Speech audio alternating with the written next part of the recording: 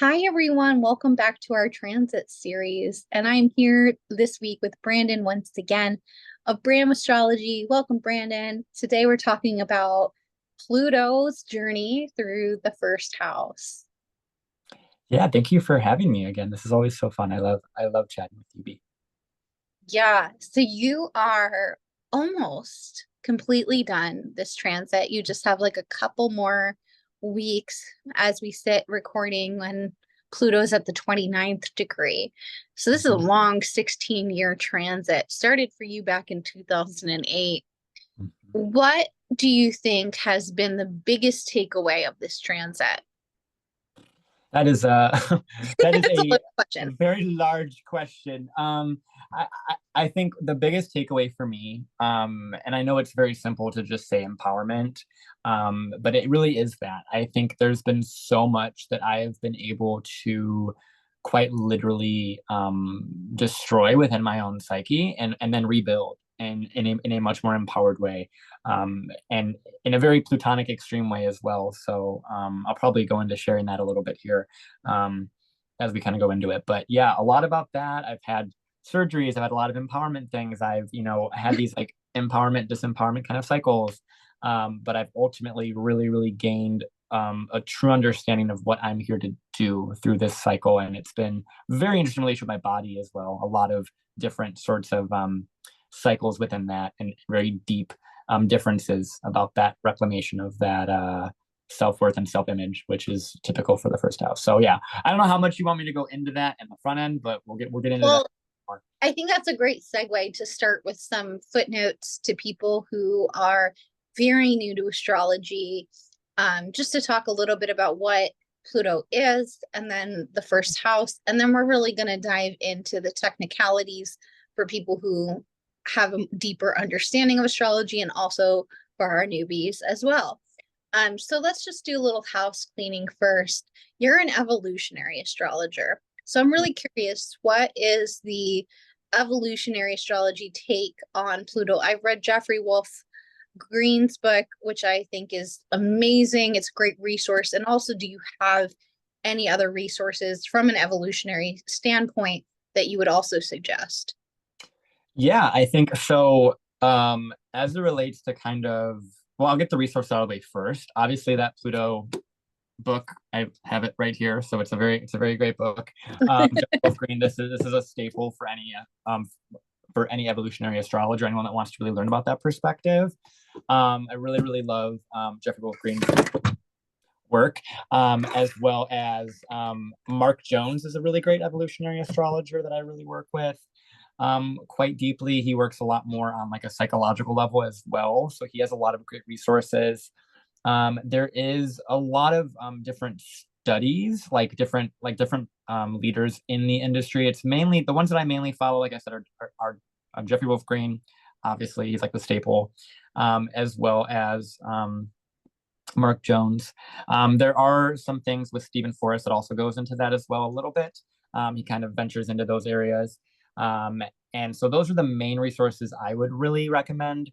And then also to Astrology for the Soul by Jan Spiller is a great book that works on the nodes. It's not specifically from like an evolutionary perspective and that whole philosophical bend, but it is a really great resources if you're getting started in the nodes. And I think it's a lot of astrologers kind of begin with that book as they venture into the nodal conversation. So those are the resources. Um, and then as for the kind of Pluto first house story, a lot of it's really different based on the natal chart versus a transit, obviously. Because with the transit, you're going to want to see, what it may be hitting in the chart, obviously what sign it's in. So we're going to more than likely be talking about Pluto and Aquarius in the first house during the course of this particular video.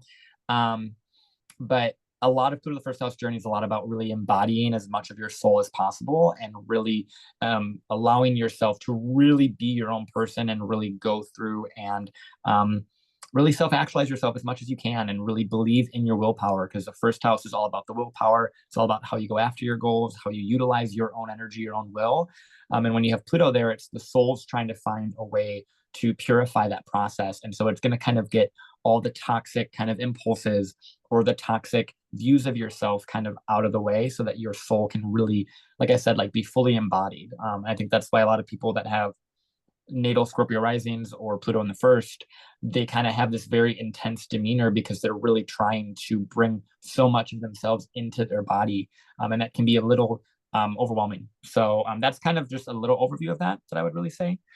Um, yeah, and I think it's really about just the soul's ability to embody into the body and bring it into like the awareness and make sure you're using that in how you move and how you go about your choices throughout your day, essentially. Yeah. Totally. So, keywords for Pluto: death and rebirth, transformation, um, other people's money, other people's resources, power struggle, control.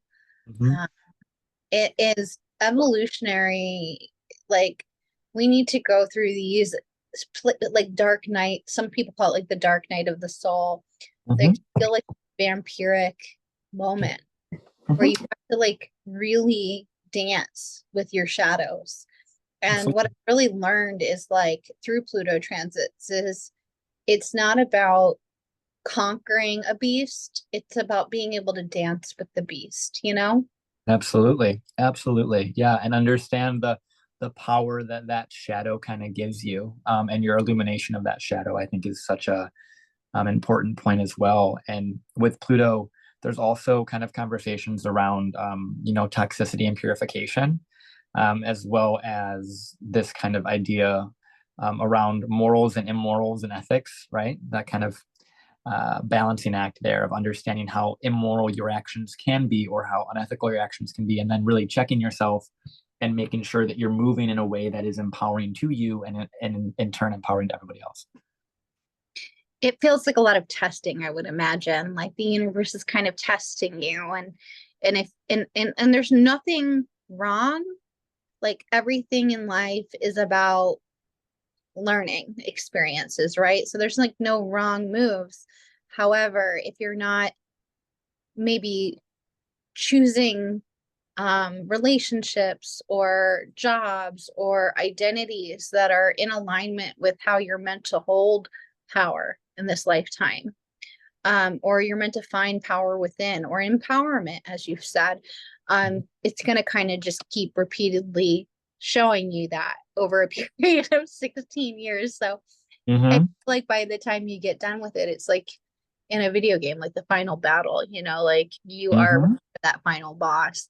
So I wrote, when Pluto transits your first house, it's often a signal of deep transformation of your sense of identity, personal power, and how you assert yourself in the world. It's a time for where you can confront buried emotions, fears, and desires. Pluto's influence can feel intense, so having remediation techniques can help you navigate these transformative energies. Now, before we get into any sort of remediation, which we will talk about a little bit in a little bit, um, I want to ask you, when you have a client sitting in your chair and maybe they're like an Aquarius rising, because Mm-hmm. the Aquarius risings are about to begin this journey, Mm-hmm. um, what are some events that you can tell your client they might anticipate? What are some things to consider, think about? What are some themes that they're going to start to see? How would you what would you tell them to how to get ready, like Mm-hmm. prepare? Yeah, I think the thing is with Pluto and Aquarius in the first house for the Aquarius risings, I would prep them in a way that is really, because the difference between Pluto and Capricorn and Pluto and Aquarius is quite big, despite being in both like Saturnian signs and in traditional astrology. Because Capricorn is very much about like the the structure, what you do here, what you're here to do, like really understanding like your own power, your own authority, your own place in the world, that sort of stuff. But then we move to Aquarius. When Pluto's in Aquarius, this is where we learn a lot about our place in the broader society, what our goals are, who we want to affiliate with, who we not, how we allow ourselves to be seen so authentically for all the different hats that we wear and all the different parts of ourselves and all the different expressions of ourselves. So with Pluto and Aquarius, I think a lot of what it's going to be is for Aquarius risings is this kind of overwhelm with trying to really understand specifically who they are and what their role is for betterment of society. Because I think a lot of the time they're going to be bombarded with a lot of different opinions online, a lot of overwhelm of technology, overwhelm of kind of trying to keep up with that and trying to adapt. So I think Pluto in Capricorn is more about, at least from my understanding of my experience of it, has been like really about me owning more of my own kind of responsibility over myself, versus Aquarius Pluto in the first would be you're going to be more responsible for more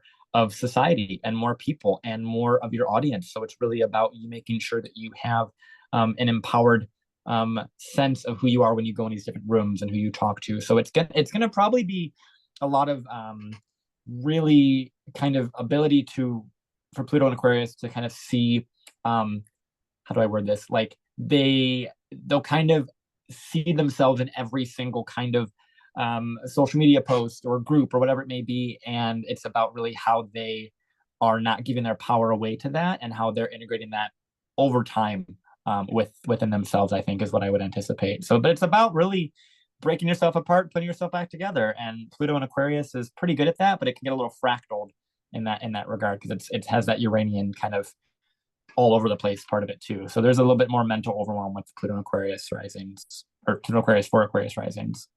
So that's kind of what I would say. Just really being empowered, understanding that the breaking apart process and the kind of fractaling and all that allows you to put yourself back together. If you really choose to take that power back from whatever broke you.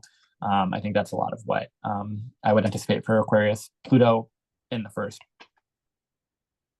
I was thinking a little bit about having to face our own mortality a little bit too. Mm-hmm. Sometimes this is a physical manifestation, such as the need to get a surgery that can like really kind of bring up fears around our own mortality, fears around death, fears around our life and the purpose and the trajectory of our life. How many times do you like, you know, you might have like and I don't want to scare anyone, but like a medical issue kind of come up and it's like, oh, and saw the light and I realized I didn't have much time left and now I have to do X, Y, and Z. And so that's when everything changed. That feels very like Pluto in the first house. So whether Mm-hmm. it's mental surgery or physical surgery, Yep. there is sort of a wrestling match that we sort of have to do with our own mortality. Also, another theme with Pluto is what we are magnetically drawn to. That's not always good. That's not always a good thing. You know, it's kind of like what we don't want to let go of out of our cold dead hands. So we manipulate out of our right? Like and it's not always a conscious thing. People hear the word manipulate, right? Mm-hmm. And that really kind of antsy about it, but we all have the ability to manipulate things. It's not always a conscious thing. Pluto makes it very conscious. It's going to put people into your life that are going to point this out to you, that are going to force you to like change those things. Another thing to really think about is extraction, like what really needs to sort of be cut out at the root that isn't benefiting you. And Pluto has a lot to do with our security needs.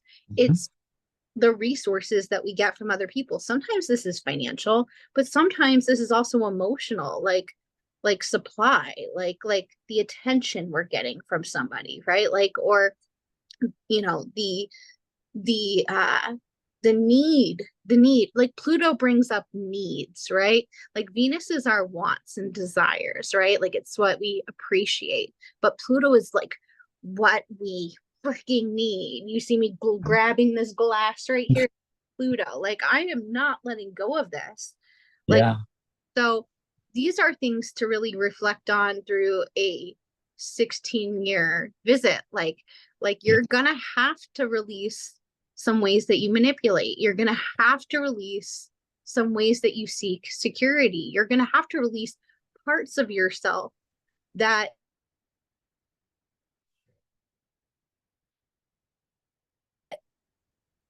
Oop, you froze. I don't know if you want to repeat that last there. it's okay. Can you hear me? Mm-hmm.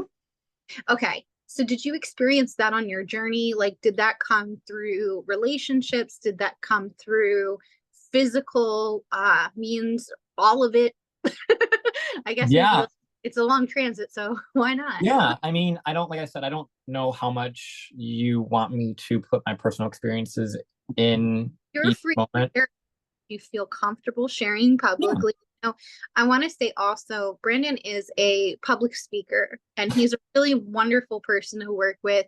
If you're, if your space, you work with a company doing the lecture circuit, but like you speak a lot about some of your darker experiences and how they really what they taught you about yourself. So I, yeah, I want to like leave the floor open if you do want to talk about your experiences today, or if yeah. you want to do it lightly. But um, yeah, you went through a pretty plutonic situation. If you want to share it with us. Yeah, I mean, so a couple things I want to say before I get into any of that. First of all, thank you for your kind words about my speaking, because it is very close to my heart, and it has been a huge way of me re-empowering myself, is being able to and re-identify myself too. And the thing about my journey with Pluto in my first house, one of the main things that happened actually early on in 2010, was I actually had to have a surgery, and it was a very intense surgery. And what was actually really interesting about it was, it actually brought me back to when I was born, and so it was something that resurfaced around my birth, about whenever I was, however old I was, at around 2010. And it was something that was extremely life or death, and it was very terrifying to face death in that regard, and have to have, like, I had to have that surgery. And then what was interesting is that after that surgery, what ended up happening was I then had to change my entire diet, and then I was diagnosed with a very, like, I don't want to say light, but an autoimmune disease relative to digestion. Right, I was diagnosed at the time with Crohn's disease. So a lot of what I had to do was relearn how to relate to my body through some sort of crisis. So I want to bring that up for anyone to understand that there is a um, potentiality for that, but at the same time, it purifies that process. So because of that, I immediately had to cut out all toxic things. I stopped drinking. I stopped any sort of like recreational, like any sort of toxic thing I was doing. I stopped eating really fatty foods immediately. I My body immediately needed me to do that. And that was something that was more on the physical regard in relation to the Pluto first house story. And it's obviously been something I've still had to go through. And what happened was I was able to get myself quickly into remission. And I've been in remission pretty much since 2012. And so it's been this immediate, like, kind of like, I need to do this. It's life or death. I have no other choice, kind of thing. So that's something in that regard that I think is very Pluto first house journey for me. As you were talking, I was like, yeah, I had to have emergency surgery. And it was really, really terrifying. And Pluto also rules like the bowels and kind of that sort of area. So that was like an intestinal thing. So it did also relate to that. So it is kind of relative to those things. And yeah, and so it was really intense in that regard. And then outside of that, after I had survived that sort of health scare around 2010, I really began kind of going further on my own empowerment journey of what I'm here to do, what I want. And I went online, and I had found a bunch of different spiritual people. This was 2010 at the time. So it was right after this had all happened. And I was searching for answers. And I had come across some spiritual leaders online who I thought were just amazing, and they knew how to spin a story. They knew how to say what needed to be said, and I began feeling like I belonged, and I feel like this was what I needed to do, and I chased it because I felt so empowered, and I felt like I felt so seen for a lot more depth from this person online. And after that, I ended up going and traveling with them and going all over the place with them and their community. And it was something that after a while, I began realizing that this wasn't really the truth of the situation or the truth of what this person may have been. And I had actually a very intense psychotic break after a realization of specifically that community and that leader being very unethical and very cult like. They are a cult, so it was very difficult for me to, huh?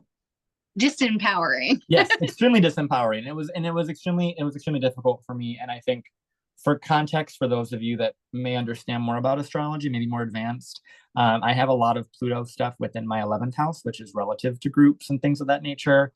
So the Pluto Aquarius kind of story feels like it also kind of connects to me in some way because of the natural correlations between Aquarius and 11th house. There may be some themes of that and themes of disempowering group dynamics as well. But what had happened is after that psychotic break, I had unfortunately fallen into jail and incarceration. And after that, what ended up happening in very Capricornian fashion, very Pluto Capricorn reclaiming your power fashion, what ended up happening shortly after I was released from incarceration, I was presented to essentially give this speech and tell this story to law enforcement, which is probably the most Pluto Capricorn kind of overlap with a lot of those words there. And so I have been doing that ever since, and it has been drastically healing within my own ability to reclaim my power and reclaim my identity and understand the power that my healing and my journey has been able to not only give me, but now that Pluto's moving into Aquarius, how much I can utilize my voice, my story to provide value for the collective, and provide value for so many other people that may be going through something like that. So it's been extremely empowering, but also extremely disempowering. And it was really about going through that process and understanding and not quitting, I think, is really a big part of it, because it's been very difficult, but it's also been extremely rewarding. And I'm just on I can feel the graduation cap and the graduation gown being put on me. So it feels very, very great, after all these many years, and really finding more of myself, as difficult as that process may have been. So yeah, so it was a lot, and obviously I speak about it for a living. So eventually I will be speaking about it more online, which is very Pluto Aquarius of me as well once that ingress happens. So that will be happening inevitably.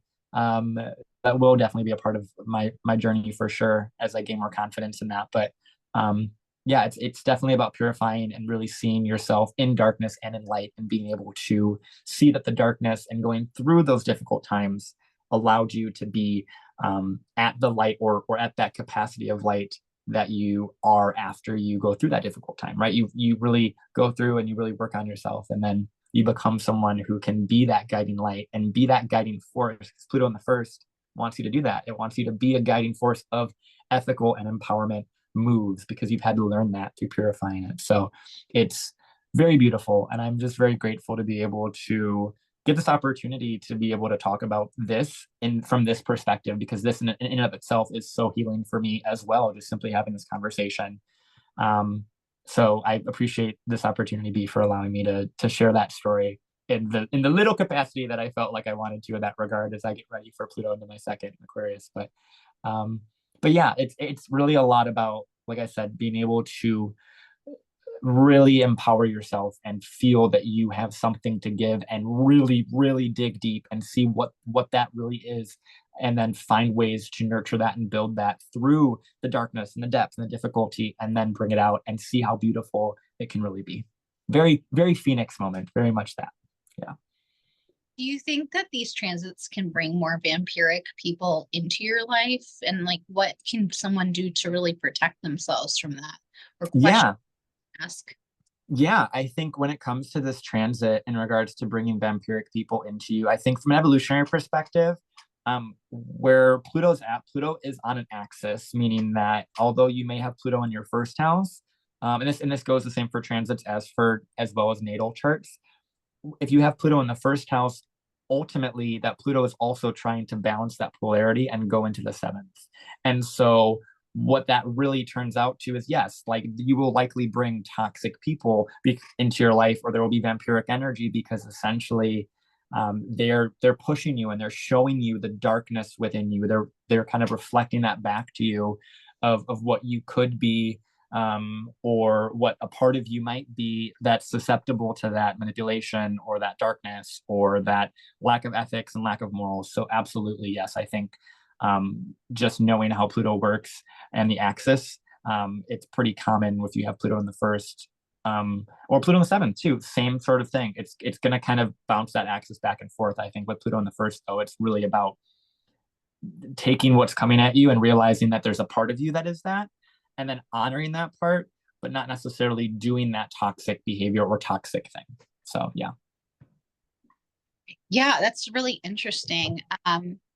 I feel like we did a talk on Pluto through the seventh house, and we talked a little bit about that. Um, what has been like one thing that's helpful for you to shield? Like, first thing comes to mind is like working with stones like maybe smoky quartz or black tourmaline or onyx, like that are a little bit more protective. But I'm almost thinking like even just making a regular habit of spiritually cleansing. Like I love Art of the Root spiritual bath. They have an uncrossing bath, which is really great. Mm-hmm. You have Pluto transiting your first house. I would make that part of your regular routine. Full moon, couple nights, just sit in the tub with that and just like, however you choose to clear your energy, maybe read Psalm 23, like maybe, just I do I do not I do not give you clearance to my energy. Yep. you Yeah. know, like creating those boundaries. Yeah. And I think the thing about it too is that for me, a lot of it is spiritual cleansing, and I guess a lot of it too is reminding yourself of your power. So sometimes with Pluto in the first, the energy or the visualization that comes to mind is quite extreme, obviously. And we see like a visualization of Pluto in the first where it might be this sense of like, for lack of a better word, like an exorcism or a really big release of this very dark energy that you weren't aware was there. And granted, yes, it can like to some degree manifest as that, because to me it did as well. And I think it was something that it ultimately allowed you to see how to have more light, you need to be aware of more darkness. And I think for me, black onyx was great. Hematite was great. Hematite was really great for me. That was one of the ones that really helped me. Um, Selenite actually really helped too. Like a lot of the just kind of like natural clearing crystals really helped. And just grounding exercises, grounding in who I am and reminding myself of my power. And you might find that Pluto in the first is going to test you to really stand up for yourself and assert those really strong boundaries of knowing that you won't give your power to a system or give your power to a person or a relationship or a goal or a group. There's so many different things that Pluto's going to kind of do. And I think the more you're ahead of the game in analyzing and aware of who you are, the better suited you'll be to be able to kind of combat these things and kind of see more of who you are and see what toxic areas there are for you. And I think the internet with Pluto and Aquarius is going to be huge. And I think for Aquarius risings, it's going to allow them to see so many different ways that unethical online things can be happening, but also how many things they can relate to and how much you can see yourself in those particular posts or whatever, and being able to see who you truly are, a lot of it. So I think that that's wonderful advice. Let's get this PDF back on the screen for just a moment. So we talked a little bit about empowerment and radical acceptance of oneself and one's personality, purifying the body of toxins, developing a better relationship on the physical with the physical body. Is there anything else you just wanted to add on that in terms of tools? in terms of tools, I think for specifically Aquarius risings, I think the because it is an air sign and it is this kind of like group dynamic sign here and technology, I think a lot of it would be understanding your like malware kind of protection, like protecting your devices, protecting your identity of what you sent out there. And you might see with Pluto and Aquarius, just as an overall, not necessarily for Aquarius risings, but you might see their really dark images of themselves being put out through some way of someone trying to abuse that or whatever, which is essentially like revenge, revenge. I don't know if I could say it on here, but anywho, um, so that may happen, but it's about really purifying your relationship with what you put online. I think is more of what I would recommend for Pluto with the toxins with that and how much of yourself you put online. That's really what I would say for that specifically with the Aquarius part of it. But yeah, I think toxin purification, doing gut cleanses, Doing colon cleanses would also be really good for Pluto in the first. Doing some type of deep energetic clearing, even somatic therapy can be really helpful. Anything that's kind of connected to your body. Yeah. Let's see. Yeah. So the transformative box wrote cognitive behavioral tools, distress tolerance tools, polyvagal nerve tool, like so your nervous system. Uh, Mm-hmm. really looking into these things can be very helpful because these are physically some of the tools to put in your toolbox during this time. Internal family systems therapy. This is Mm-hmm. another really great if you find yourself struggling with a lot of like guilt or anger issues, that might be for you. It's very helpful for people who struggle with like borderline personality disorder Mm-hmm. as well. It's one of the most effective therapies for that. And then also neuro-linguistic processing can be really helpful for people. So these are just some tools to really help you kind of um, create new neural pathways in your brain. And again, Aquarius is a nervous system, right? So like these are helpful for your nervous system, these Yep. tools. Yep. A couple more I want to add to that I think would be really plutonic are obviously massage or specifically like lymphatic drainage. Mm. Those are both really good for just connecting to the to the specific body, as well as obviously like deep tissue massage because of the fact that it's very deep and it goes really kind of intensely into that. You want to lean, the more you lean into the transformation that Pluto wants, and the more you kind of allow your body to purify and lean into purification therapies and kind of all the things that we've kind of listed up here, as well as anything that you find that kind of works for you. Really figure out what that is and lean into the plutonic depth that it wants you to go to, because you'll probably have a lot of insights into who you are through that process of using these different tools. Yeah, I definitely see that. Shadow work and developing a rich inner dialogue. Pluto is about bringing the unconscious to the surface. So journaling, especially stream of consciousness writing, can help you really confront parts of yourself that you normally avoid. You could also use internal family systems, as we talked about on the previous slide, therapy to speak to your parts. So internal family systems therapy is a really loving kind of therapy where it teaches you that different parts of ourselves are created as a response to trauma. So we have things that they call like firefighters, and a firefighter's job is to literally put out the fires. So like the distress that you're feeling, right? So people that for some people that might be like, I don't know, maybe the bad behavior is like punching a wall, or maybe, that's drinking alcohol. But these are like behaviors that are developed to fight the fire, literally. So it's like learning what the different parts are and kind of leading with love.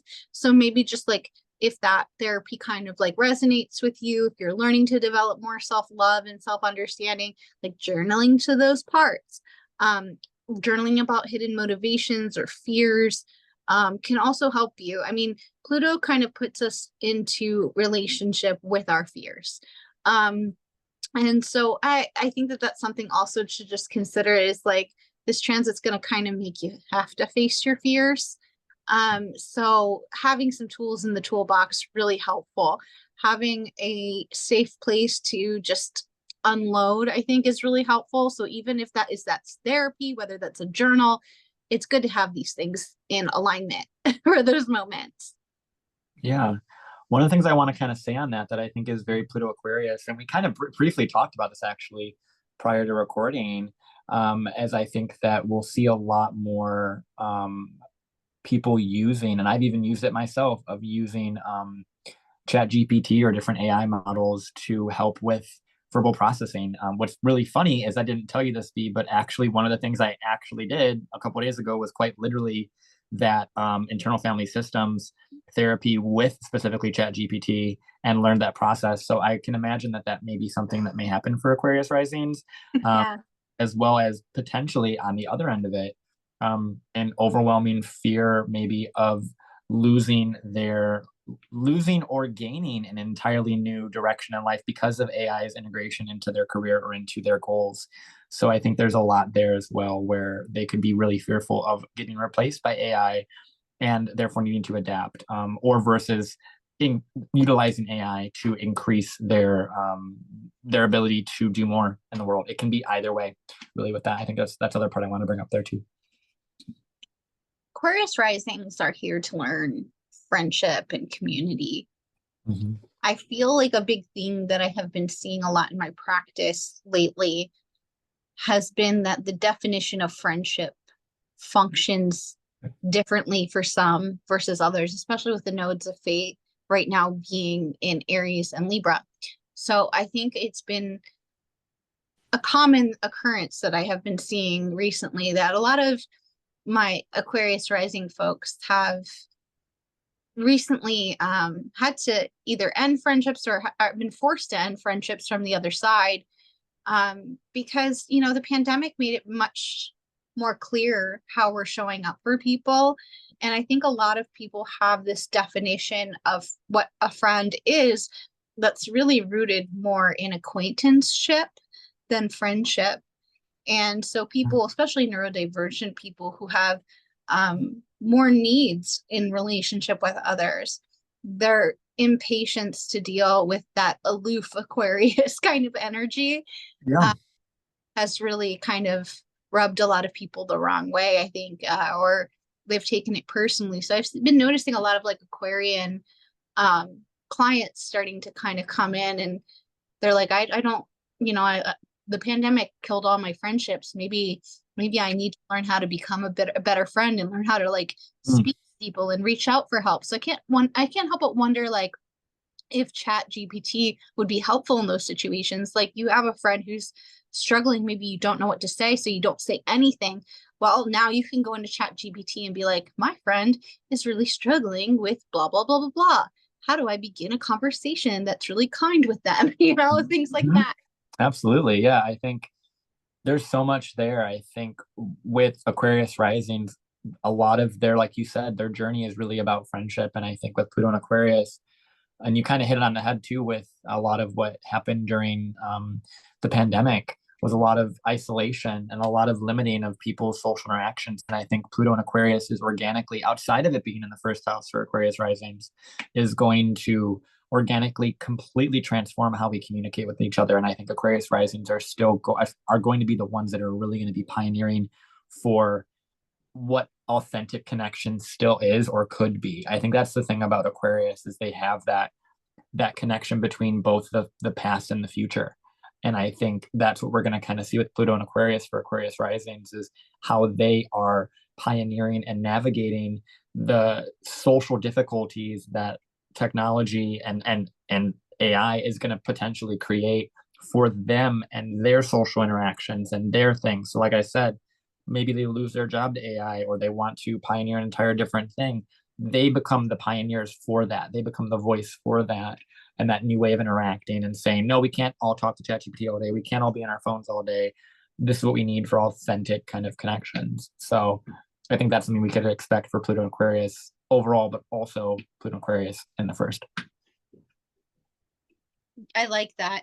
I was just thinking as you were talking, there's a Noah Cyrus song it's super silly. It's called I Got So High That This.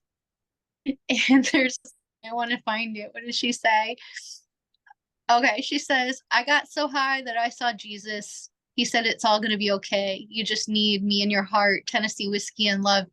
I got so high that I saw Jesus. Yeah, Joseph lost his job to a machine, and Mary lost her mind to lines of code.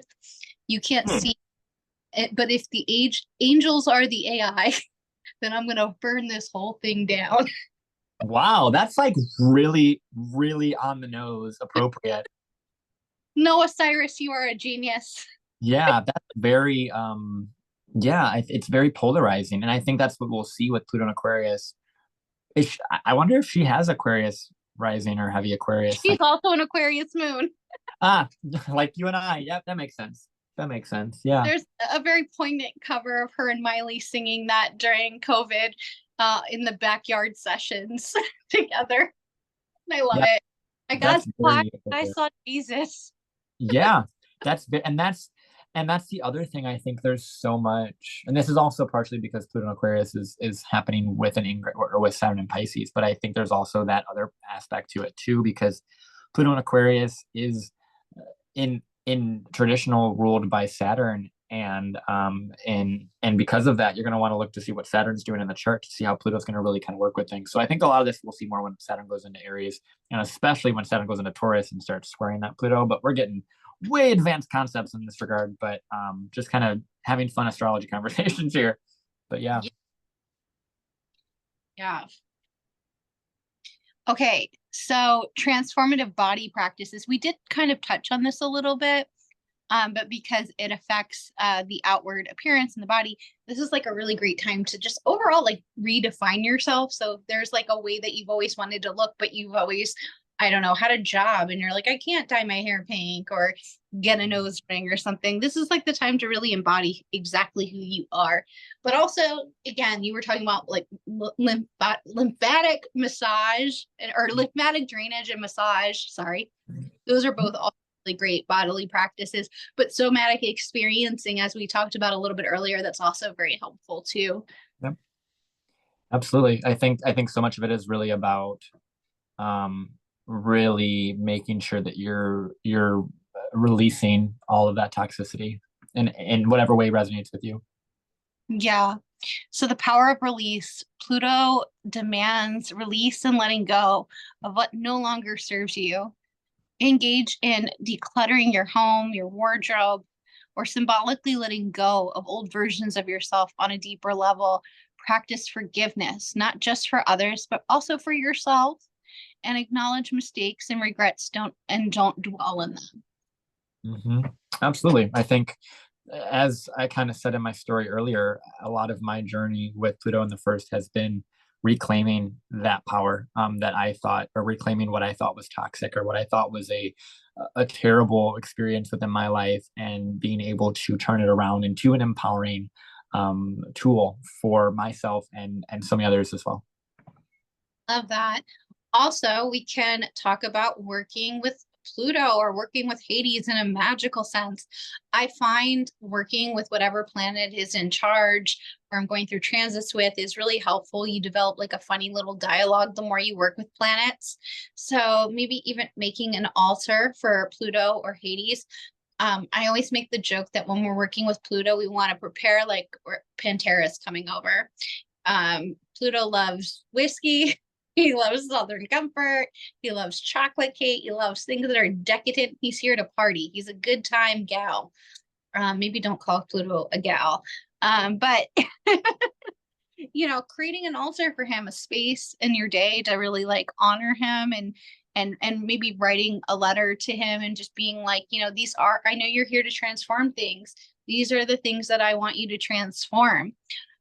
So offerings, what do we put here? Whiskey, chocolate cake, red wine, diamonds, because diamonds where are they from? They're from underground. Dirt. Where's dirt from? Underground. So be creative. Think about things that are connected to the ground and underground. You might appreciate finding healers during this time. So shaman work could be really helpful. Death and rebirth rituals. And also ancestral work and figuring out like if we're getting to the root of our issues, that's going to mean we're going to have to take a really hard look at where they're developed. So calling in the ancestors, looking at the behavior of the ancestors, that was a really hard thing that I had to do during some Pluto transits. My dad was a butcher by trade, and I realized like I come from this culture of death, right? And that was like a really big realization where it's like we wonder why we have the karma that we do as a family. We are active participants in death and we don't talk about that, so having to look at some hard things and maybe transforming things at the ancestral roots can also be helpful. Yeah, exactly. I think it's really about being brave to go into that darkness. I think there's a lot about this here. Yeah. Well, that looks like the last slide. Yeah. Is there anything else you want to add in terms of remediation or tools or shadow work? I think, and I've kind of like, I'm just going to kind of reiterate it. I think a lot of what I would give advice to for Aquarius rising to Pluto in the first is just really dive into this and don't be scared of yourself, because you're with yourself your entire life. And Pluto is going to want you, especially as it goes through your first house. And also, of course, if it hits anything in your chart, whether it's by obviously conjunction is going to be probably the strongest in the first, but try and square anything like that if you have any of those, or if you don't know what those are, obviously that's what you're here for, to learn all these different things. So feel free to reach out to B for those things. But I think it's really about being brave and really diving in and understanding that there's so much value inside of you that's hidden that you don't see yet. And I think when you run into those triggers, run into those traumas, and really own them, and own the male adaptive behaviors, really own them and and try and understand them, and really come to terms with why they're coming up and why that part of you is coming up, and address it, you'll be perfectly fine. It's going to be heavy, it's going to be difficult, it's going to be transformative, and you'll guarantee will not be the same person after all this transit. But if you do the work and you really dive into it and don't be scared,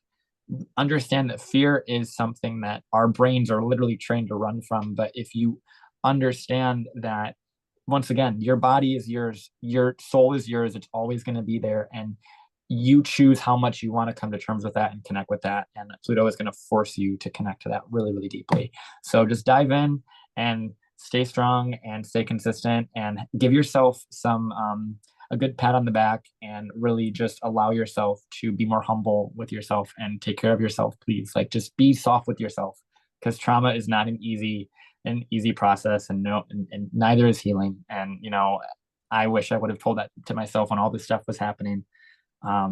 But I know that I always knew there was a bigger reason for it. And now that Pluto's moving into Aquarius, I see a lot more of it. So I promise you it will be better. Just don't give into the fear too much.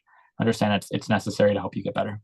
So I like that. I also think with Pluto being in Aquarius, Aquarius is an air sign. So it's all about ideas and innovation and the thoughts that we have, and it's driven by connectivity, right? yeah. Look for ways things are connected within you, psychologically, belief systems, and don't be afraid to challenge those things. Pluto transits are really great for challenging you to learn things in a new way. So if there's things that you've learned about that are like super traditional, well, why are they traditional? Like, who benefits? Who benefits is a good question to consider. Yeah. And does it benefit you? Or Yeah. does it benefit the most marginalized members of society to continue this behavior?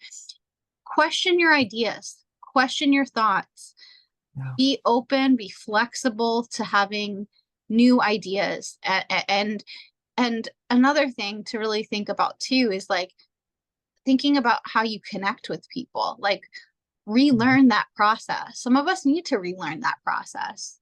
Some of us move out of our shadow, and we wonder why the relationships that we have are so, are problematic. Or we get into the arguments that we do with people. Yeah. Relationships work best when you have things outside of the relationships. And that's something Aquarius risings don't always, they can get tunnel vision a lot of times. So find things that bring you back to yourself, that bring you back to who you are individually, away from those relationships. Aquarius is all about independence. If you're codependent and you're constantly in relationship with other people, you're never going to see the beauty of who you are as an individual being, because you're always going to be connected to this other thing. And I don't know, maybe it's just because I'm an Aquarius stellium person, but like I think that we shine in beauty when we allow others to be exactly who they are. That's another thing I really want to say too, is you got to leave room for others to be exactly who they are. If you want others to respect who you are fundamentally, you gotta dish that respect out. So Aquarius energy can often is a fixed sign, so it often wants to control things, but then wants freedom for itself, right? So you got to be able to give and take and leave room for other people to also be who they're meant to be. You can't change people. You have to just support who they are or don't.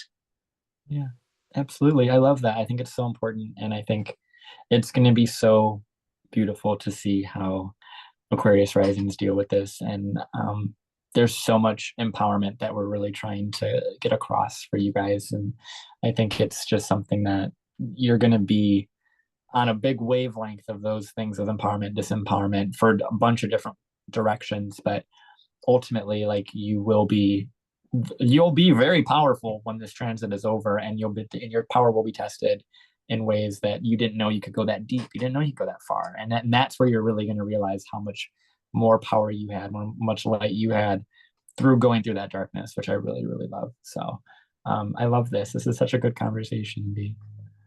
Well, thank you for sharing your personal story. You had something you wanted to read. You didn't have an opportunity to read it. Hey. Can I read it in our closing out tonight? Yeah, I'll read it right now. So what it is this is Robert Hand's Planet in Transit. It's a very common book Great. for many astrologers. So it is. It's a classic. And I just wanted to read what it says for Pluto in the first house. It kind of says everything that we've kind of already said here today, but I think it's still relevant to see what Robert Hand said about this. So I'm just going to read this just for context, about 4 paragraphs. So just An offering to the ones that came before us. yes, yes, yes, yes. So at this time, you will gradually reshape many aspects of your personality, and you will have the opportunity to get in touch with the forces that have shaped you and made you what you are. Getting in touch with yourself in this manner is especially helpful because it gives you greater control over the unconscious drives that in the past have surfaced in subconsciously directed urges, compulsions, and irrational impulses. You will also gain greater control over the ways in which you protect your personality to others, which will make your relationships more rewarding. However, en route to this desirable goal of self-improvement, you will have to meet certain challenges in order to make anything good come out of this period. First, you will find energies rising within you that want to control everything and everyone around, which could make relationships with others exceedingly difficult if you are not careful. Now, you have the chance to be either a positive or a negative force for change in the world around you, but you will almost certainly be a negative force if you don't make the effort to understand yourself. You will be the vehicle for blind and irrational ego forces, the result of infantile and primitive urges that you haven't dealt with as an adult. These forces are not directed toward what is best for you. But if you understand yourself well, you will be able to bring about a complete rebirth of energy and effectiveness in your life. Fortunately, under the influence of this transit, you will be more and more driven to seek out the inner dimensions of life. You will be attracted to the mysterious and hidden aspects of life, which will make you very interested in your own and other people's inner workings. The same interest may lead into the study of things like astrology, yoga, and other occult or spiritual doctrines whose purpose is the total regeneration of the self. That. Yes. Thank you, Robert Hand. Thanks, Robert Hand. Yeah, it's such a great book to read as you kind of go through these things. It kind of helps you get some perspective. And the thing about Pluto in the first house, it's going to be such a long transit, and you're going to see kind of themes of that throughout it. And I think there's so much power that it has, and I think Robert Hand put it really well in all of that too. And so obviously, you're probably trying to learn about astrology too, considering that's what Pluto wants. It wants more depth. So obviously, you're in the right place. So with any of these other practices. So yeah. The more you resist change, the more it's going to capture you and enslave you. So Absolutely. Go, guys. Thank you so much for being here, Brandon. Where can people find your work? Yeah, thanks so much for having me. So my website is bramstrology.com. So BRAMSTROLOGY.com. It's the same on Instagram and TikTok and things like that. So you can find me on any of those socials there. And yeah, I've been doing a lot of readings within the Chicagoland area. So if you're in the Chicagoland area, that is where you can find me the easiest. Otherwise, I obviously do online stuff, videos on my YouTube channel. I'm currently working through my very large series of every planet, Sun through Saturn in every sign and house. So I just finished Libra week, and so we're starting Scorpio week this week. So that's going to be really fun to see how those go out. So yeah, so working on that too on my YouTube channel, which is once again Bram Astrology. So yeah, that's pretty much where you can find me, what you can do. And obviously I have other stuff on here that we've done. So you can look through the coven and see what other videos I've done here that you're welcome to if you like my reading style and like my speaking style. So yeah, and of course, thank you for having me.